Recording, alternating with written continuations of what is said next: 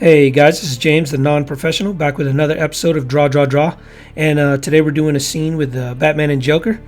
It's basically I have Batman sitting in the Batcave, strategizing, trying to figure out what's going on in the criminal underbelly of Gotham City. All the while, Joker's sneaking up behind him with a bat, about to take a swing at Bruce Wayne here, or Batman. And so we're in roughs right now. And so let's throw up some concepts on the stage there and see what works, what doesn't work. This one was a bit of a challenge for me because, first of all, I've never drawn someone swinging a bat like that. Well, at least, I guess I have. I did like this mini comic book series about Stranger Things, the show Stranger Things, and I had someone swinging a bat there. But this angle I've never done. It was actually a bit of a challenge to get the arms right. You could see that I put the elbow way low and, way high. Anyways, I landed somewhere that I liked, and anatomically it looked good to me. The other challenge was the upturn angle on the face of Joker. And actually, I guess the camera is sort of low, as you can see. It's sort of an upshot of, Batman and Joker there. And the nose, I end up correcting in the very end because I showed it. I showed the final, what I thought would be the final drawing to my boys, and they're like, "Hey, why is his nose cut off?" So I'm like, that's a shadow actually. But anyways, I ended up erasing it, and even though the shadow is incorrect in the final drawing, it aesthetically looks better. And sometimes you just got to pick your battles. All right, so we are on lines here. So let's tighten up these lines and make everything look clean, so that we have a proper guide for all the inks that we're going to throw up in a minute here. I went with sort of a noirish feel to this art piece. For those of you who don't know, I love noir style anything, really. I love noir style stories and noir style, film and shows.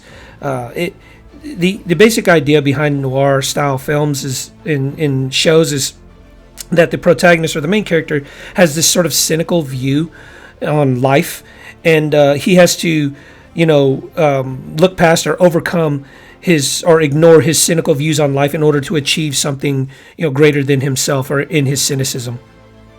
So more modern day, I guess, noir style films would be like movies like The Number 23 or Brick. Brick is the Joseph Gordon-Levitt independent film, I guess. Which was, to me, is the best modern noir style film that I've seen in a long time. It was phenomenal.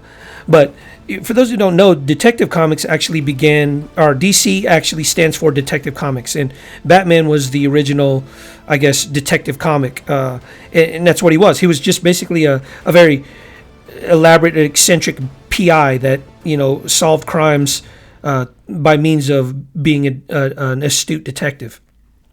And he also had a sort of bleak outlook on life, simply because his parents died when he was young, and he just nowadays the Batman comics is more of action oriented and not as noir as it used to be.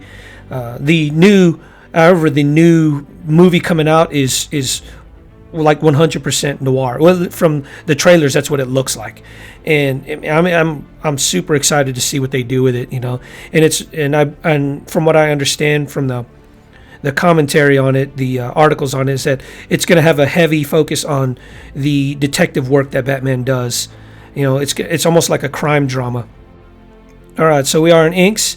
We're going to make these lines super, super tight. This is the final product before we send it on to the colorist, the imaginary colorist that I have, that I've never, I guess I have yet to coordinate with somebody to actually do colors. I don't know. Anyways, remember the V shapes on Batman's face. His eyes are sort of at a V shape, and of course his cowl, the nose part of his cowl, is at a V shape. That big shadow underneath is a V shape. His cheekbones are more V shaped, and of course his chin. His jaw and his chin are a lot sharper and longer. He needs to look intimidating. He needs to look mean. That's his whole shtick, is to put fear in those who prey on others with fear. I really liked how the little bat logo on his chest turned out. Very sharp, very intimidating looking, and everything is honestly all of Michael Turner Batman. But the way I did the form around the cape is I basically just I gave open lines to the areas underneath the pec and around and underneath the shoulder, and I made everything underneath the pec and shoulder have an abundance of lines, so it looks like more of a shadow, and then of course over the top of the pec and over the top of the shoulder, the lines are going to be a little bit more spaced out, and it looks like it's protruding more towards you. If you've seen my videos in the past, I love using details to do shading and to bring about dimension in a character, and cape is a really good way to do that.